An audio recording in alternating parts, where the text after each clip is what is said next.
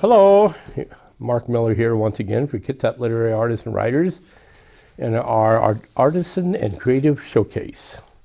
Today I have the pleasure of interviewing and talking with somebody who I've been trying to get in here, but this little nasty little virus screwed it all up. And this is Amrik Pabla, and he is a big movie maker, and that's why I wanted to get him in here. He and I met at an open house that they had here back in 2018 here at Remington Kitsap Access Television. And then unfortunately, COVID hit. And between everything else, it's only taken me almost 4 years to finally get him in here on the quote-unquote KLAW hot seat. So glad you could make it here, Amrik, and kind of give us a little overview of what you've been doing since 2018 in the film world. Well, I've been actually doing a lot of like competition kind of films, especially like the 100-hour film race is kind of similar to the 48-hour, but you do everything in 100 hours. Right. So I've been like writing, directing, and producing mostly, and trying to get as many crew members involved as possible. But there are not many people here in Washington knows about the 100-hour as they know more about the 40-hour, because 48 hours goes to every city in the country, whereas 100-hour does it from remote, and they try to promote it that way. But they also do it throughout other countries as well. This year, then I think about 15 other countries has been competing for the 100-hour film race. Oh, so that's actually international. Yeah, and this year itself alone, I think 7 filmmakers from Puget Northwest has been competing for the films, and they just started doing called the Puget Northwest Award just for Puget Northwest. Yeah, Puget Sound, yeah. Yeah, and I think 4 were from Washington and 3 are from Oregon. Oh, okay. Yeah. And what's, for the 100-hour one, what's the approximate length most of them are? For the film length, there's no minimum and there's no maximum. Right. So you can make it as long as you want. Okay. But I've been trying to always aim in between 10 to 15 minutes. Sometimes when I had my writers, they ended up going more than 15 minutes long. So when it comes to shooting and stuff, we ended up having to cut some of the scenes and dialogues itself to see what we can do to make sense without having to not go with so much situation where will it make sense if we cut out these scenes, and how can we make it more sensible for the audience to actually get to see the film without them noticing that we never even shot those scenes that was written for the film. Well, we're going to eventually splice into some of your filmic work, but generally, how many pages of script per minute, or how many minutes per page of script on an average film? From what I know from school, they said 1 page equals 1 minute. Right. But it all depends on how much description / dialogue you're writing within the page. If you're doing a huge dialogue for one character talking, that 1 page could end up being about 1.5 minutes to 2 minutes. Okay. And also depends on how the writer has written the character to be talking. Is he talking pretty slowly? Or is he talking pretty fast? And it all depends on that situation. What I've been experiencing when I wrote the scripts and stuff based on the dialogue and stuff. But according to professionals, it says that 1 page equals 1 minute for the film. Okay. And what got you into the film world? To literally tell you the truth, my parents have been telling that as a kid, I've always been passionate about filmmaking. Oh, okay. I just don't remember it. I would have to say when I came to the U.S. in '96, I would have to say would be Star Wars that got me into it. Oh, okay, of course. At that first time when I was watching it on TV, I did not knew that it was called Star Wars. And the only Yeah. scene that I remembered when I was watching on TV was when Luke and Han Solo actually fell into the garbage pit area Oh, and stuff, yeah. and they're being crunched together. Yeah. And it took me nearly 10 years trying to figure out what the movie was called. And I've been searching it through the internet, trying to find the Trying film. to find the movie. Oh, because you just kept seeing the little Like, outtakes. yeah, and I was like that's the only thing I remember. And I had to Google searches like guys in a Yeah. weird white suit and stuff getting crunched Exactly. and stuff. And that's how I actually found out about the film. And then I had to watch all the 3 films to get the feel whole of it. thing, yeah. And then got me more hooked into it. Was like, oh man, I want to do something outer space type of Yeah. film, you know. And even in school, I used to get into Captain Underpants Oh, because my yeah. teachers used to teach Yeah. read the books for us, and I got so much hooked into books that reading books has given me the more visual insight of, without even having to look at the pictures. Right. Every chapter I could create visual images in my head based on the description that was written. And every book that I read Right. just kind of get more like exploration in my head. Exactly. So you're actually making a movie in your head every time you're reading these descriptions and stuff in your book. Yeah. So someday you might actually wind up trying to make a movie like that. When I'm old enough to remember when Star Wars came out in 1977, and there was 2 movies in the 70s that had a big effect. Well, the first one was Jaws, and a lot of that had to do with the soundtrack, connected to the film portion, because they had trouble with some of the special effects, but they helped make up for it by doing various things. But then when then when Star Wars came out, with that original form of CGI and stuff, that blew everybody away. And it was like, I mean, just sitting in the audience watching it in 1977, and I was an adult, and everybody's going, oh my God. And so that was kind of this big kick in the pants, and it kind of helped make science fiction even more mainstream. Yeah. But also the whole CGI industry and technique and everything. Now, now they could make everything so realistic. Yeah. And now it's coming to AI and stuff. But like Yeah.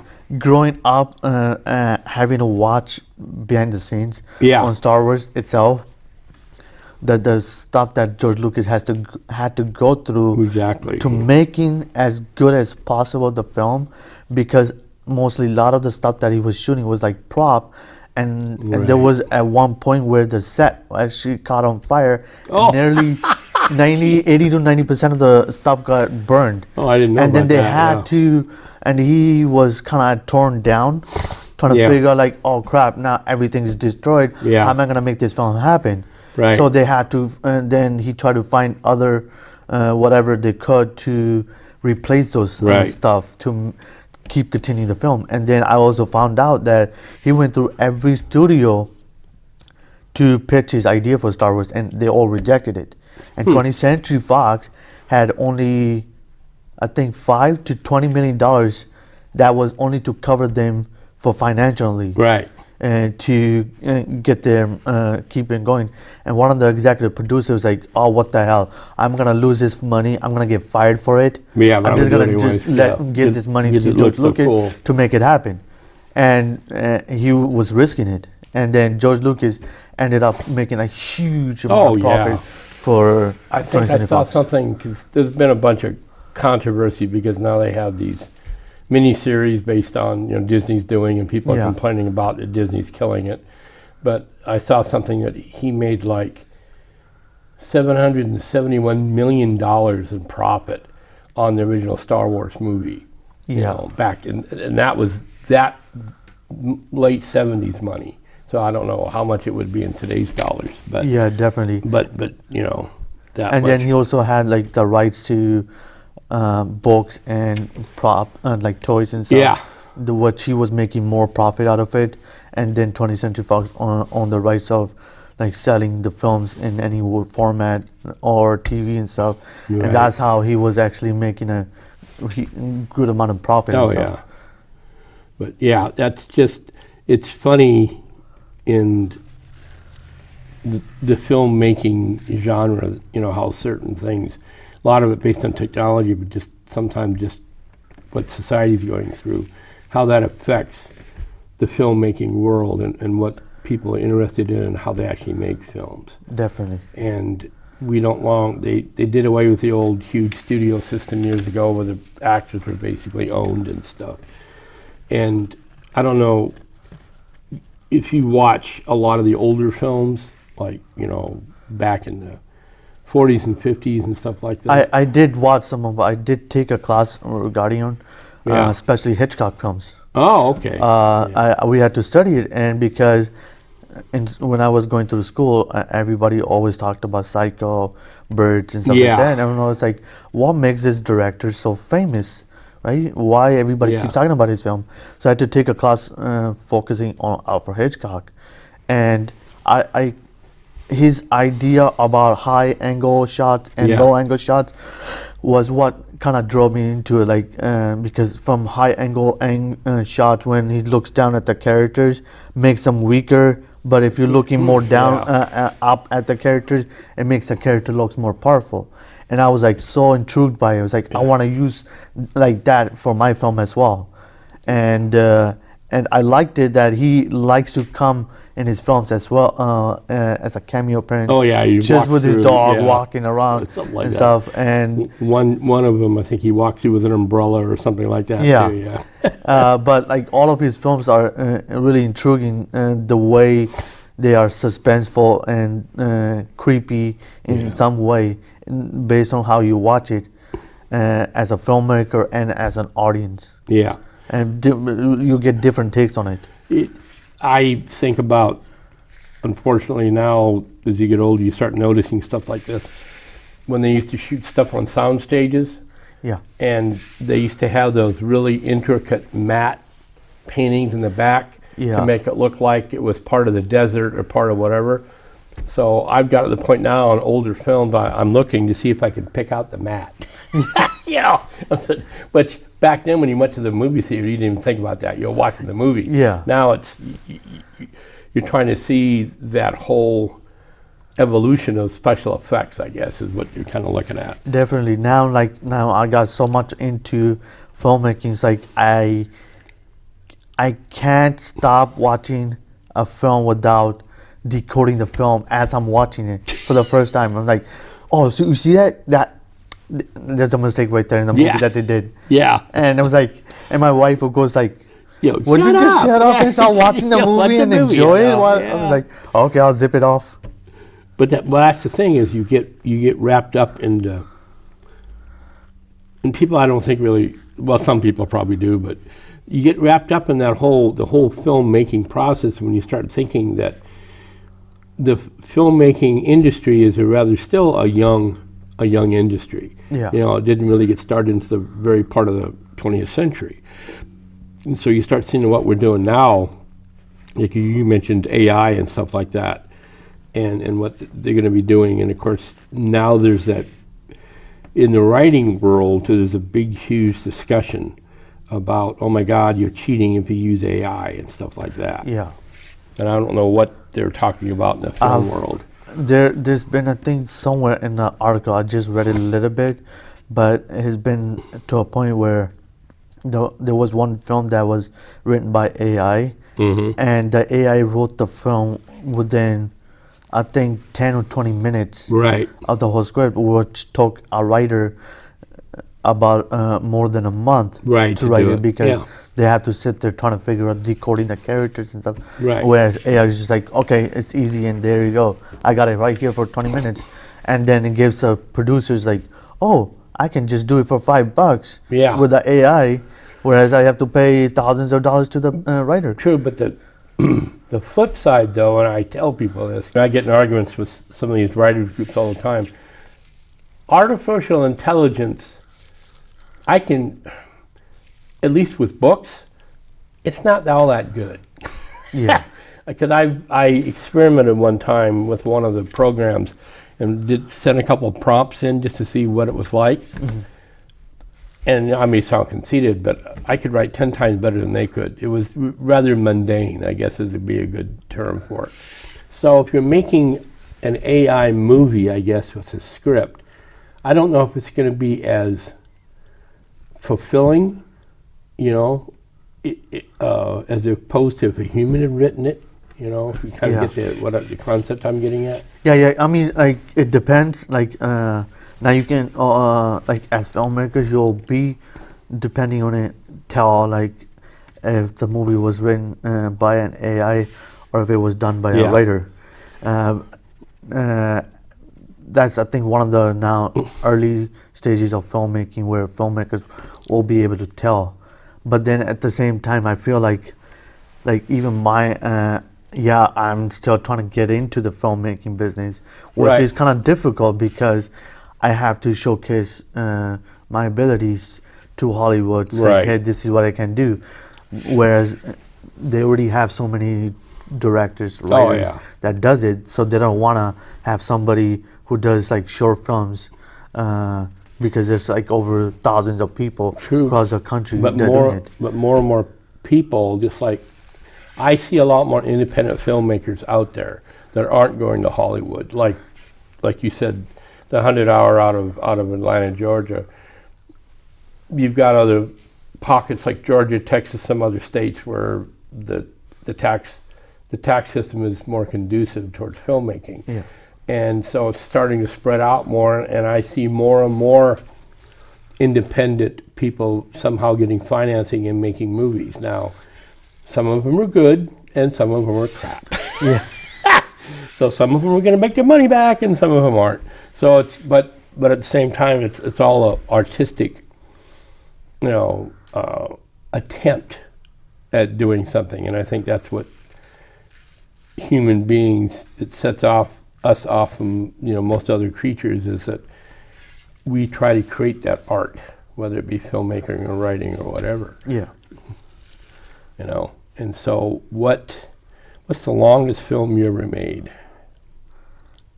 The longest would have to be close to 20 minutes long. Okay. Yeah.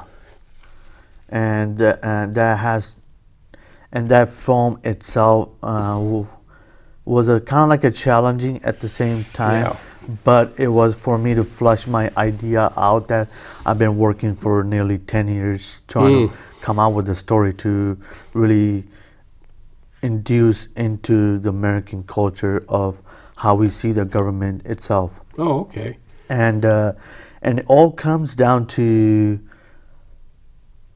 JFK's assassination and his, I would say, quote that he had the week before he got assassinated. Yeah.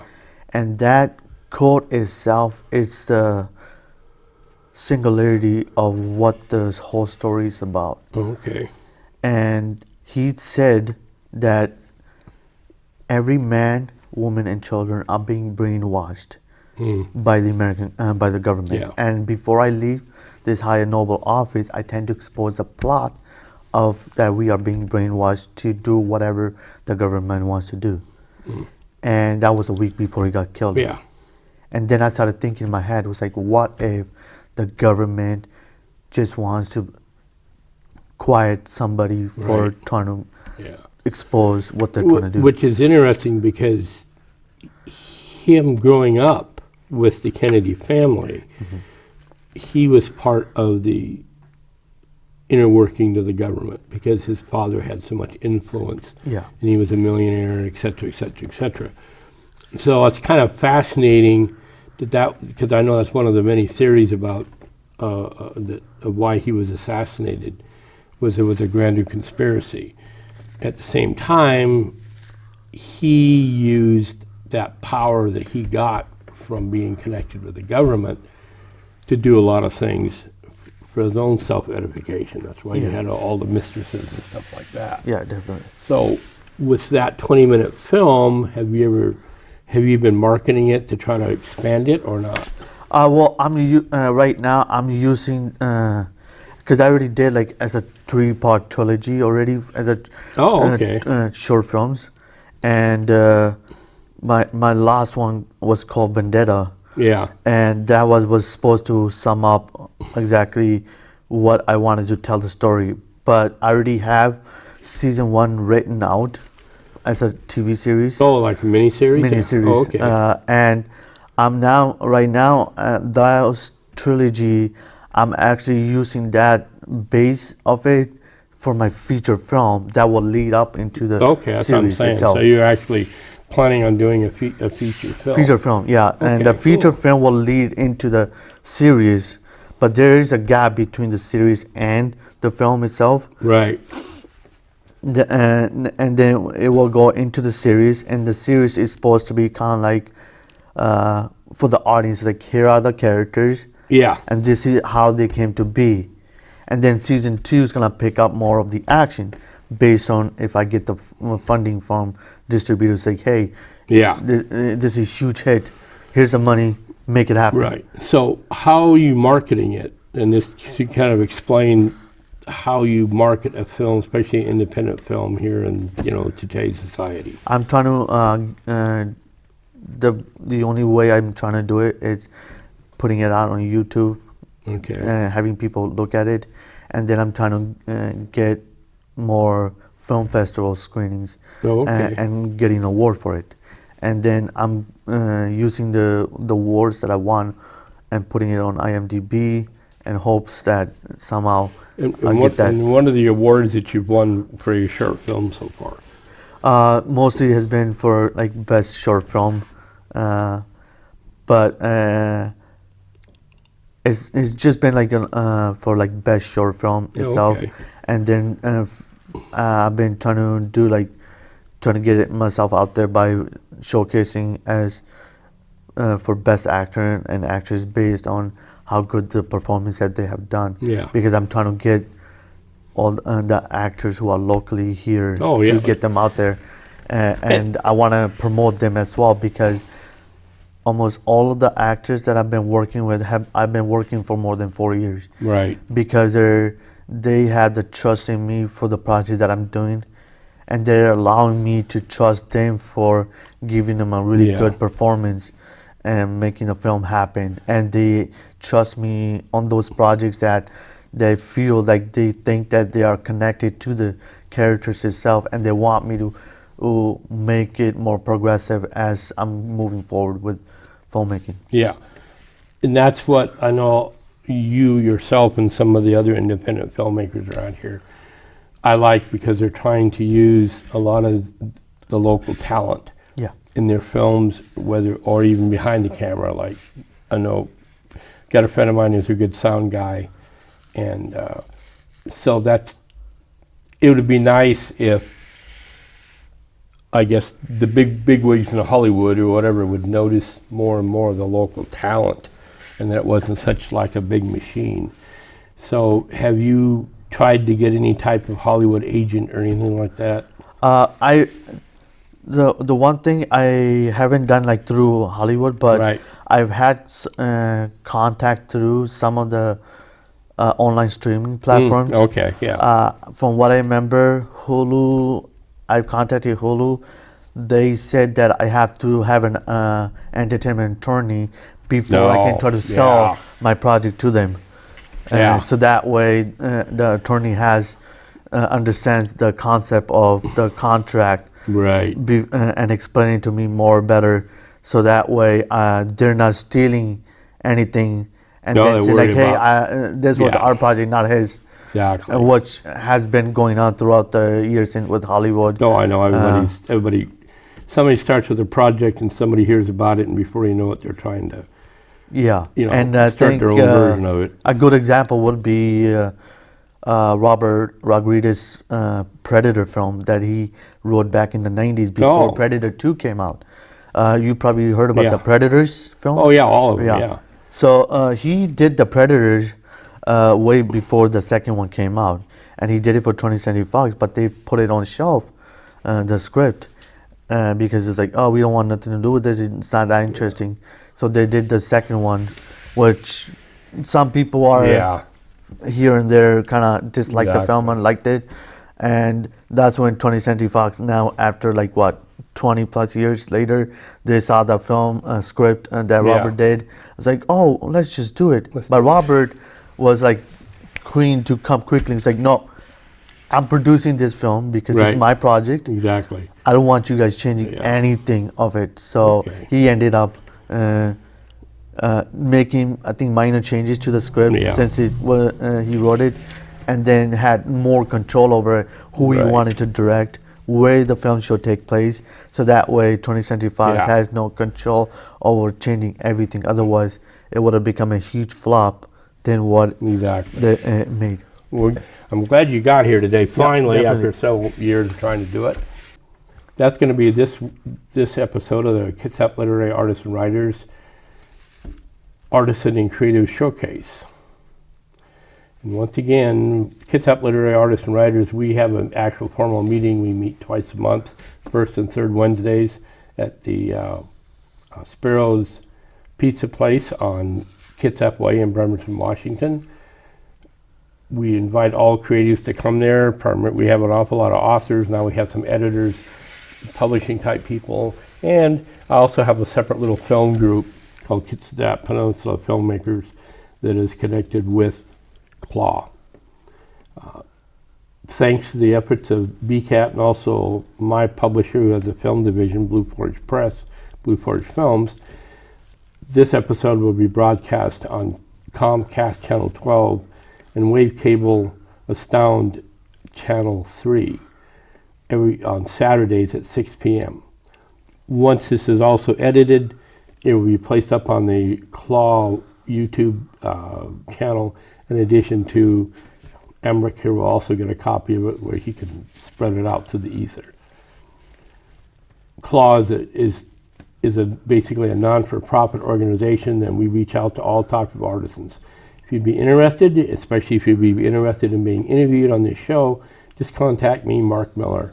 And you can, if you can't find me on the internet, you can get a hold of me through Bremerton Kitsap Access Television. And with that, have the audience out there, I wish them to have a very productive month and also a very productive year. Good day.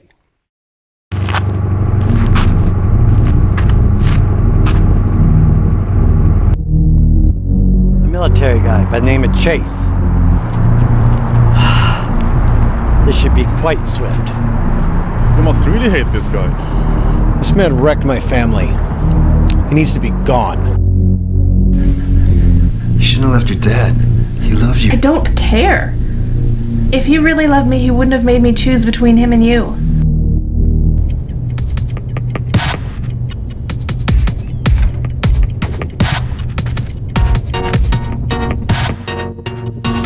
You came for me, didn't you? This shit is fun. Sure you want to do this? Going down this path again? Awful.